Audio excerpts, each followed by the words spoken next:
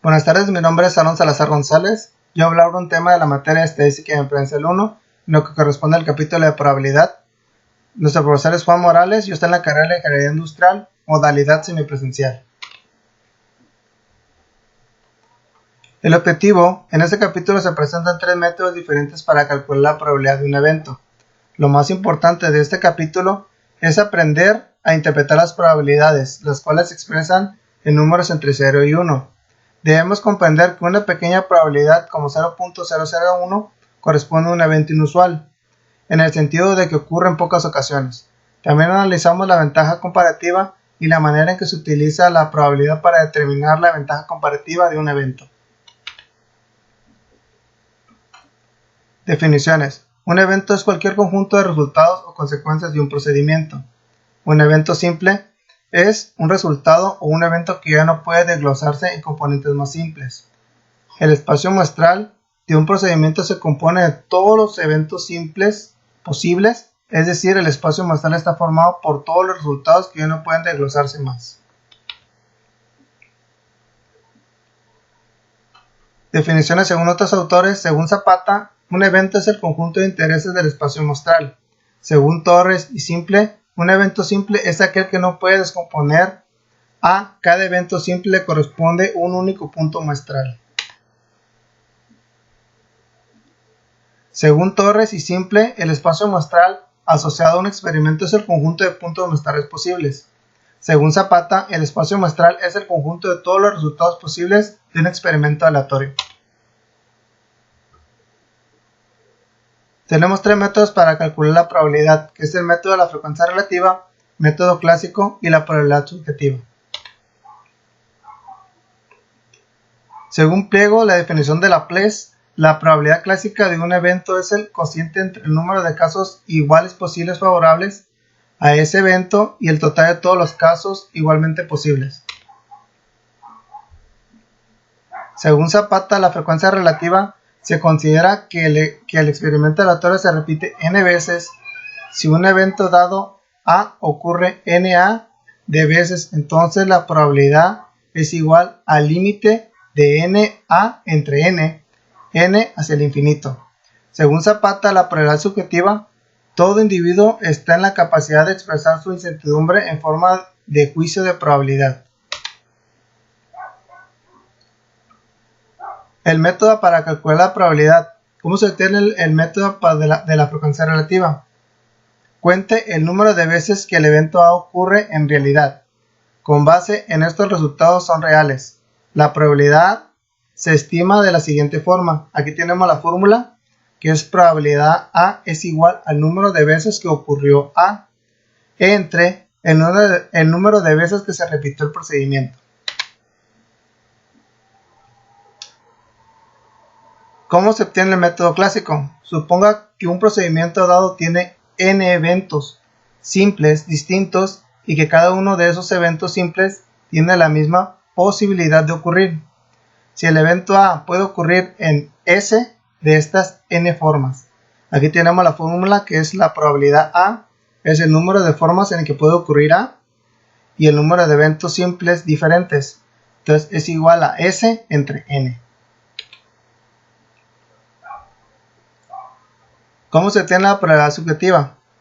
La probabilidad del evento A se estima con base en el conocimiento de las circunstancias relevantes. Aquí tenemos un ejemplo de método clásico. La probabilidad de un resultado de pruebas positivas. Suponga que se elige al azar uno de los 98 resultados de prueba que se resumen en la tabla y calcule la probabilidad de que sea un resultado positivo. Aquí tenemos en la parte derecha la tabla 4.1, que es la que nos dice los resultados de las pruebas. El ejemplo es: el espacio muestral consiste en los 98 resultados de la prueba, incluidos en la tabla, que está en la parte derecha. De los 98 resultados, 57 son positivos. Entonces calculamos al sumar 42 más 15, son 57. Como existen las mismas posibilidades de elegir cualquiera de los resultados de prueba, entonces utilizando la fórmula, aquí podemos ver que el número de resultados de prueba son positivos, que dijimos que eran 57, entre el número total de resultados, que son 98. Esto nos da un resultado de 0.582.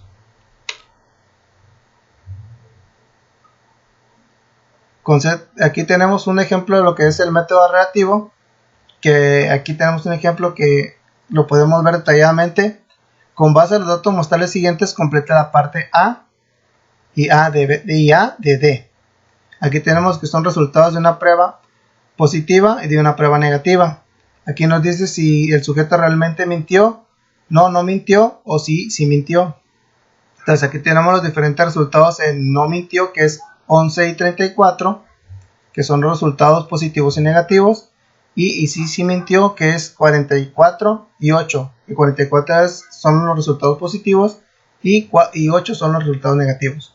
Aquí nos dice la pregunta: ¿cuántas respuestas están resumidas en la tabla? Aquí podemos desglosar. El número de respuestas es la suma de los números de cada tipo de respuesta. Aquí nos dice que sumemos los 4 resultados para obtener la suma del número de la respuesta. Y podemos ver que estamos sumando lo que son las pruebas, que es el 11 más 44 más 34 más 8 es igual a 97. Y aquí nos dice la pregunta B: ¿cuántas veces el polígrafo proporciona un resultado negativo? Ahora, determina la suma del número de respuestas negativas y ciertas y el número de respuestas negativas falsas. Sume los dos resultados para obtener la suma del número de resultados negativos. Entonces aquí sumamos los puros resultados negativos, que son 34 más 8, que es un resultado de 42, porque nos están pidiendo los resultados negativos. Aquí tenemos la fórmula al lado derecho, que es la probabilidad A es el número de veces que ocurrió A entre el número de veces que se efectuó el procedimiento. Entonces, para tener la probabilidad de resultados negativos, pues nada más ponemos lo que es el 42, que son las pruebas negativas, entre el número de resultados, que es 97. Entonces aquí nos dice la pregunta D: expresa la respuesta de la parte C con un decimal. Entonces, para esto vamos a dividir lo que es 42 entre 97 para tener el resultado negativo, y este nos da 0.433, que vendría siendo el resultado de las pruebas. Aquí tenemos un ejemplo de lo que es la probabilidad de método subjetivo. Ejemplo: atrapado en un elevador. ¿Cuál es la probabilidad de quedar atrapado la siguiente vez que usted suba a un elevador? Esa es la pregunta. Ahora aquí vamos a ver lo que es la respuesta. En ausencia de los datos históricos sobre la falla de los elevadores, no podemos usar el método de frecuencia relativa.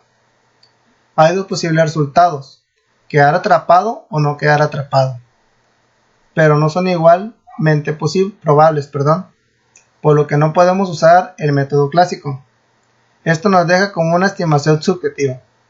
En este caso, la experiencia sugiere que la probabilidad en cuestión es muy pequeña. Estimemos que sea, digamos, 0.0001, equivalente a 1 en 10.000. Esta estimación subjetiva, basada en nuestro conocimiento general, puede encontrarse que en el campo de la general de la probabilidad es real.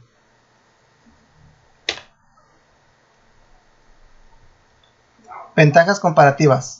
La ventaja comparativa real en contra de que ocurra un evento A está indicada por el cociente de probabilidad A negativa entre probabilidad A, casi siempre expresado en la forma A entre B o A y B, donde A y B son enteros que no contienen factores comunes. Las ventajas comparativas real a favor del evento A está indicada por el cociente de probabilidad negativa entre probabilidad A, que es el recíproco de la ventaja comparativa real en contra de ese evento. Si la ventaja comparativa en contra de A es A entre B, entonces la ventaja comparativa a favor de A es B entre A. La ventaja comparativa de pagos contra el evento A representa la proporción de la ganancia neta. Si usted gana con respecto a la cantidad de la apuesta, la ventaja comparativa de pago en contra del evento A es igual a ganancia neta entre cantidad apostada. Aquí tenemos un ejercicio de lo que son las ventajas comparativas. Aquí tenemos que leer cuidadosamente lo que es el ejercicio. Si usted apuesta 5 pesos al número 13 de la ruleta, su probabilidad de ganar es 1 entre 38. Si la ventaja comparativa está dada por el casino como 35 entre 1. A. Calcule la ventaja comparativa real en contra del resultado del 13. B. ¿Cuánta ganancia neta podría obtener si gana apostando al 13? C. Si el casino no estuviera funcionando para obtener utilidades y las ventajas comparativas de pago se modificaran para igualar las ventajas comparativas reales en contra del 13. ¿Cuánto ganaría usted si el resultado fuera 13? Aquí tenemos la solución. Primeramente la solución de el primer inciso A, con probabilidad 13 es igual a 1 entre 38. Y la probabilidad del número 13 es igual a 37 entre 38. Tenemos una ventaja comparativa real en contra del 13. Entonces aquí tenemos, aplicamos aquí, que es probabilidad de número 13 entre la probabilidad 13. Es igual a 37 entre 38 entre 1 entre 38 es igual a 37 entre 1 o 37 entre 1. Aquí tenemos la primera comparación de la primera solución, que es el inciso A, y nos dice la B, puesto que la ventaja comparativa de pago en contra del 13 son 35 entre 1, tenemos un 35 entre 1 que es igual a la ganancia neta entre el montón apostado. Entonces hay una ganancia de 35 pesos por cada un peso apostado. Para una apuesta de 5 pesos la ganancia neta es de 175 pesos.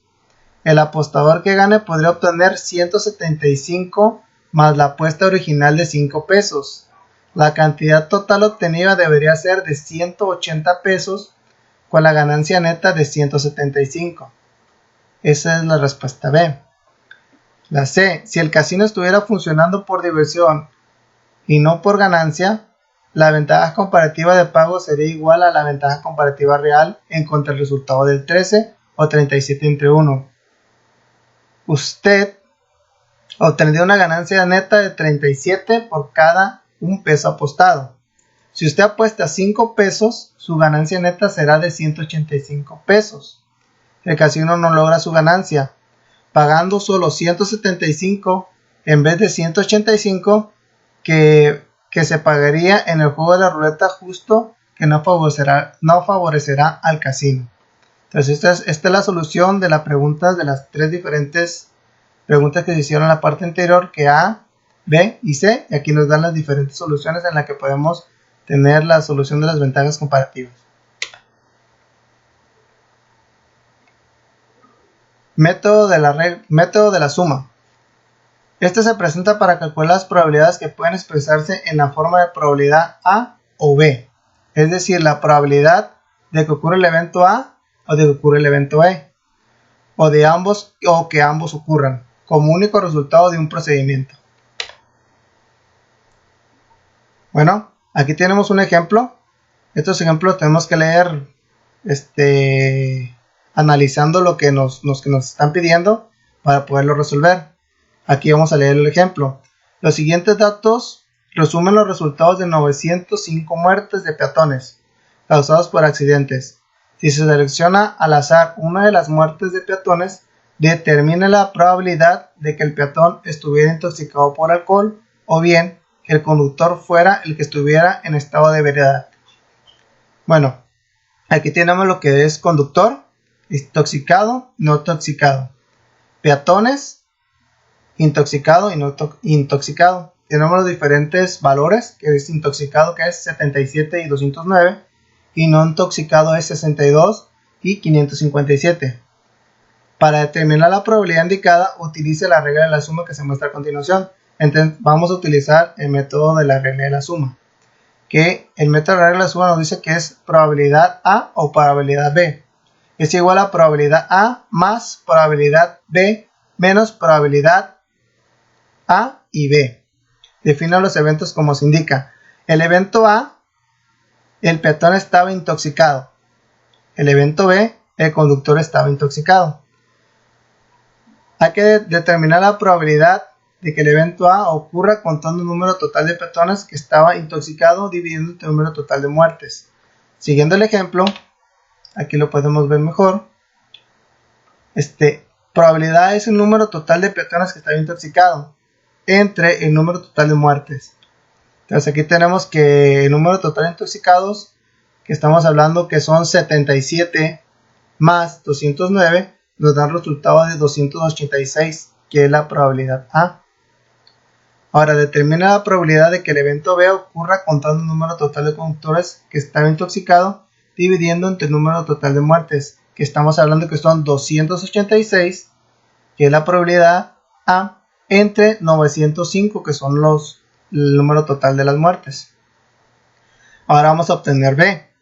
La probabilidad B es el número total de conductores que están intoxicados entre el número total de muertes. Entonces aquí tenemos que es 77, que es el número total de intoxicados, más 62, que es la probabilidad B, que no intoxicado. Entonces aquí sumando estas dos variantes obtenemos el resultado de 139, que es la probabilidad B. Ahora, ¿cuál es la probabilidad de que ocurra ambos eventos A y B? Para tener la probabilidad A y B es el número de peatón y conductor que estaban intoxicados entre el número de muertes. Entonces sería que es 77, que son los conductores y peatones que estaban intoxicados, sería la probabilidad A y B.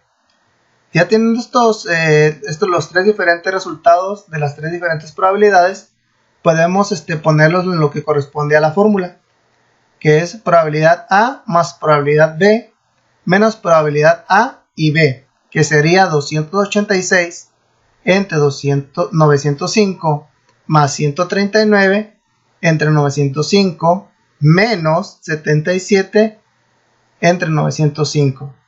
¿Simón? Aquí podemos ver que tenemos el resultado.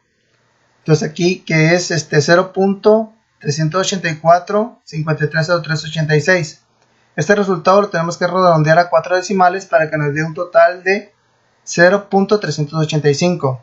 Ahora, ¿qué es el peatón intoxicado y conductor intoxicado? Que es el resultado de los dos. Así hay 38.5% de probabilidades que el peatón estuviera intoxicado o el conductor estuviera intoxicado. ¿Cómo tenemos el 38.5? ¿Cómo lo obtenemos? Poniendo el 0.385 por 100 nos da el 38.5% en lo que corresponde a la probabilidad que nos estamos indicando en la regla de la suma. Método de la regla de multiplicación. La regla básica de la multiplicación, la cual se utiliza para calcular probabilidad A y B, la probabilidad de que el evento A ocurra en un primer ensayo y que el evento B ocurra en un segundo ensayo. Aquí tenemos un ejemplo del método de multiplicación. De igual forma tenemos que leer bien lo que nos está diciendo el ejemplo. Utilizo los datos en la siguiente tabla, que resume los resultados de las muertes de 765 peatones que fueron causadas por accidentes. Si dos muertes diferentes son seleccionadas al azar sin reemplazo, determina la probabilidad de que ambas incluyen conductores en estado de ebriedad. Pues aquí tenemos la tabla, que es el conductor en estado de ebriedad. Aquí nos dice sí y nos dice no. El peatón en estado de ebriedad nos dice sí y nos dice no. Entonces tenemos un resultado de 397, que es sí, y no, que son 353, y no, que es 92 más 23. Aquí tenemos los cuatro diferentes valores que nos dan lo que son conductores y peatones. Como se dieron usado del problema, son 765 muertes que están presentadas en la tabla, que es la que vemos en la que está en la parte de arriba. Determine cuántas muertes de las 765 en la tabla incluye a un conductor en estado de ebriedad. Entonces para esto nos está diciendo que tenemos que sumar 397 más 253. Este nos da un valor de 650. Ya cuando tenemos el valor, nos está diciendo que sea el evento A que la primera muerte elija aleatoriamente involucre a un conductor en estado de ebriedad, determine la probabilidad A. Vamos a buscar la primera probabilidad, que es el número de maneras en que puede ocurrir entre el número de muertes. Entonces, como habíamos comentado, son 650, ¿sí? Que es lo que nos está diciendo en la parte de arriba, que son 397 más 253, es un total de 650 entre el número total de muertes. Nos da el total de 0.84967. que es la que nos da el resultado de la primera probabilidad. Ahora, nos está pidiendo la segunda muerte, que debe ser diferente a la primera. Puede ser elegida de 700, a este le vamos a restar una para sacar la segunda probabilidad.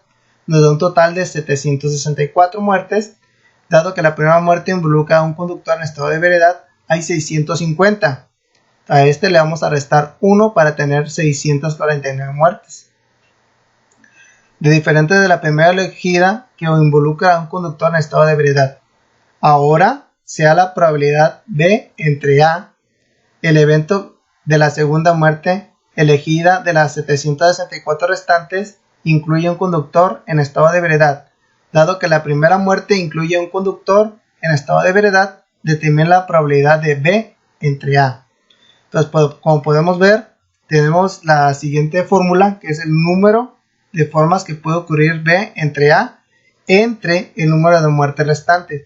Hay que recordar que en este le restamos 1, que es la primera probabilidad, que son 649 entre 764.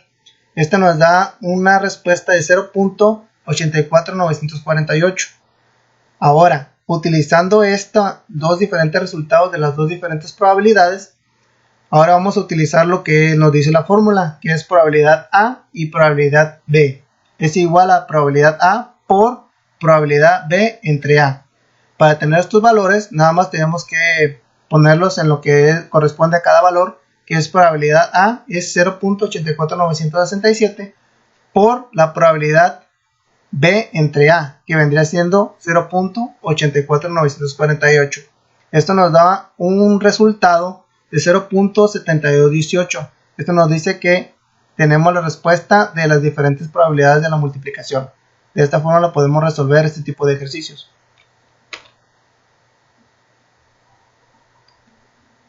Ahora tenemos lo que es la probabilidad condicional, que es probabilidad B entre A. Representa la probabilidad de que un evento B ocurra después de suponer que el evento A ya ocurrió. Podemos leer que B entre A como B dado A, o como el evento B ocurre después del evento A ya ocurrido. Aquí tenemos un ejemplo en el que en estos tipos de ejemplos tenemos que leer bien lo que nos está preguntando y qué es lo que debemos de buscar. Aquí tenemos el ejemplo, que es: la tabla siguiente muestra los resultados de los experimentos con un bolígrafo. Determine la probabilidad del sujeto mintió entre el resultado negativo de la prueba. Compare este resultado con la probabilidad de seleccionar un sujeto con un resultado negativo, dado que el sujeto miente. Son iguales la probabilidad P sujeto mintió entre probabilidad con resultados negativos y probabilidad con resultados negativos entre el sujeto que mintió.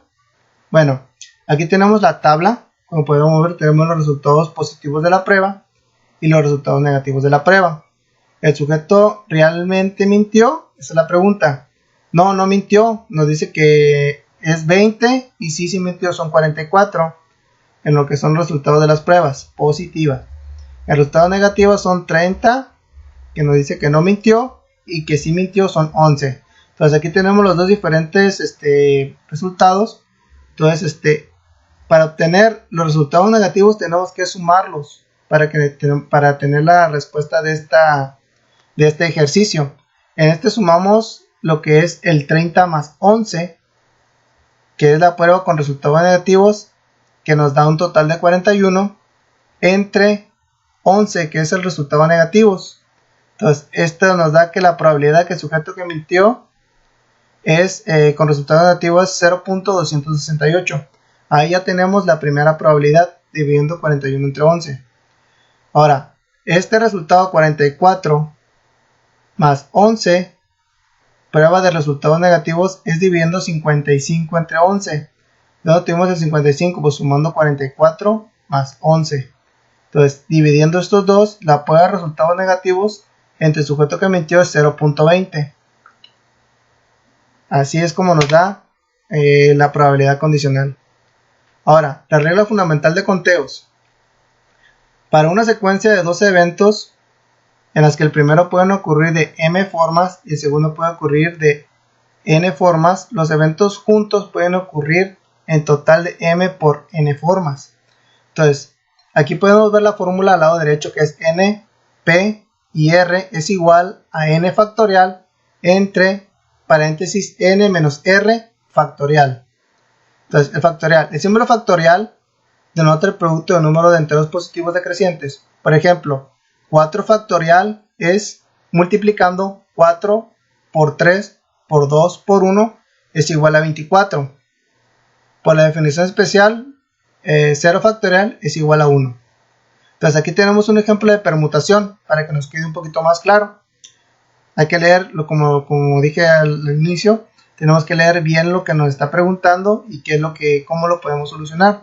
Entonces el ejemplo nos dice: evalúe la expresión dada y expresa el resultado utilizando el formato usual para números escritos en lugar de notación científica. Aquí nos está pidiendo 40 permutación 2. ¿Sí? Entonces ahora utiliza la fórmula para determinar el valor de permutación. Comience sustituyendo los números correctos en la fórmula de permutación. Como hablamos en la fórmula que está al lado derecho, nos está pidiendo 40, que es vamos a ponerlo en la parte de arriba, 40 factorial entre paréntesis 40 menos 2, que es factorial. Entonces con esto ya vamos a evaluar, vamos a hacer lo que es la resta. 40 menos 2 nos da un igual a 38. Entonces esto vamos a ponerlo 40 factorial entre 38 factorial, nos da un total de 1560. Ahora, desarrollándolo de una forma, esto lo podemos hacer con la calculadora, que nos da los resultados más rápidos. Pero también se puede hacer de la siguiente fórmula: desarrolle los símbolos factoriales y cancele los factores que son iguales del denominador y el numerador. Por ejemplo, 40 permutación 2, podemos hacerlo 40 por 39 por 38 entre 38. Entonces podemos eliminar lo que son el denominador y el numerador, que son iguales, y podemos multiplicar 40 por 39, nos da un resultado de 1560.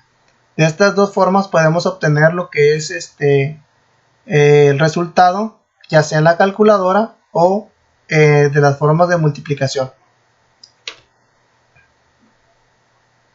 Aquí en arreglo de conteos, aquí tenemos otro ejemplo de lo que es los conteos, el ejemplo de una combinación.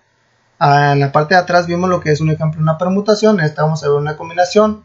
En la parte derecha tenemos la fórmula, que es n, c y r es igual a n factorial entre paréntesis n menos r y r factorial, ¿no? Entonces para esto tenemos que leer, primero tenemos que determinar lo que nos está pidiendo y leer bien lo que es la pregunta. Vamos a buscar lo que es n y vamos a buscar lo que es r para poder resolverla. El ejemplo nos dice: en la prueba de corriente de un cable con 6 alambres codificados por color, el autor utiliza un medidor para probar 5 alambres a la vez. La pregunta: ¿cuántas pruebas diferentes son requeridas para todas las agrupaciones de los 5 alambres? Entonces tenemos que buscar lo que es n, que es igual a 6, que son los 6 alambres codificados por color. Ese vendría siendo nuestra n. Y r son los 5 alambres para probar. Ese vendría siendo nuestra r. Aquí, como lo comenté hace rato, podemos aplicar la calculadora, que es un poquito más rápido. La aplicación de la fórmula, que es sustituyendo los valores, que n vendría siendo 6, lo sustituimos con factorial, entre paréntesis 6 menos 5, cerramos paréntesis, y 5 factorial, que es el valor de r. Haciendo la resta, que sería siendo 1 factorial entre 5 factorial, nos da un resultado de 6. Entre 1 factorial y 5 factorial nos da un resultado de 6. Entonces para sacar el 5 factorial solamente tenemos que poner el número que estamos buscando, Shift, en esta calculadora que es Casio, que es la que normalmente tenemos. Podemos hacerlo de esta forma, apretando Shift, el número del valor que ocupamos, Shift y factorial. De esa forma ya nos da el resultado más rápido con la calculadora. Teorema de Bayes. Se utiliza para obtener las probabilidades condicionales, probabilidades de ocurrencia de acontecimientos condicionadas a lo que ocurren otros acontecimientos. Aquí tenemos un ejemplo en el teorema de Bayes. Como comenté hace rato, tenemos que, cuando tenemos el programa o algún ejercicio de probabilidad, tenemos que leer bien lo que nos está pidiendo. para poder determinar los valores y sacar los resultados para sustituirlos en las siguientes fórmulas. Entonces aquí vamos a leer lo que es el ejemplo, cómo nos está pidiendo los valores. En un condado el 52% de los adultos son hombres. Un adulto es elegido al azar para una encuesta sobre los usos de la tarjeta de crédito. A. Determina la probabilidad a priori de que una persona selecciona sea mujer. B. Más tarde se supo que el sujeto seleccionado estuvo fumando un cigarro. Además, el 10.2% de los hombres fuman, mientras que el 3.3% de las mujeres fuman.